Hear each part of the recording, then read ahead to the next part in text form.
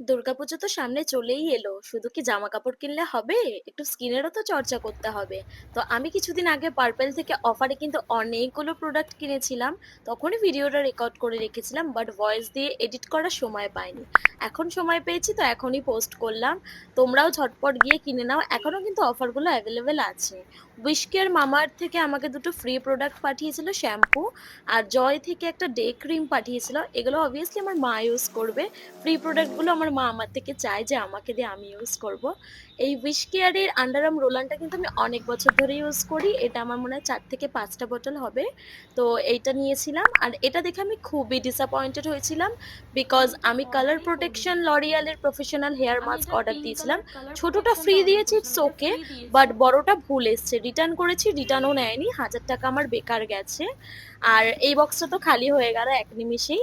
But এইটা সব থেকে বড় এবং ভারী বক্স, এটার মধ্যে কিন্তু অনেকগুলো প্রোডাক্ট আছে যেগুলো তোমাদের সাথে শেয়ার করব।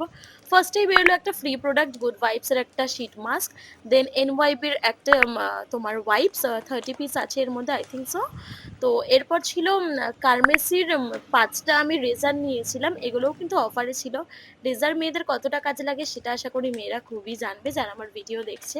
আর আমি ভিটামিন সি সিরাম অনেক কোম্পানির ইউজ করেছি, তো ভাবলাম এবার একটু ডেরমাকোর নিই।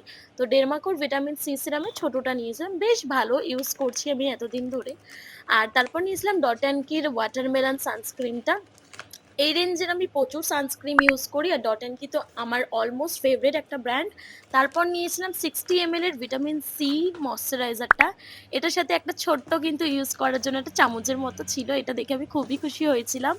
আর তারপর ছিল হচ্ছে উইশ কেয়ারের একটা SPF 50 বডি লোশন নিয়েছিলাম।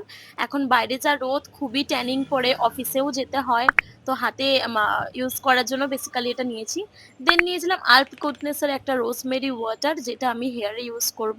তারপর নিয়েছিলাম ডক্টর রাসেলের একটা পাপায়া বডি স্ক্রাব, এর আগে যেটা ইউজ করেছি আমি সেটা ডিট্যান বডি স্ক্রাব ছিল, এটাও ডিট্যানিং এর জন্যই।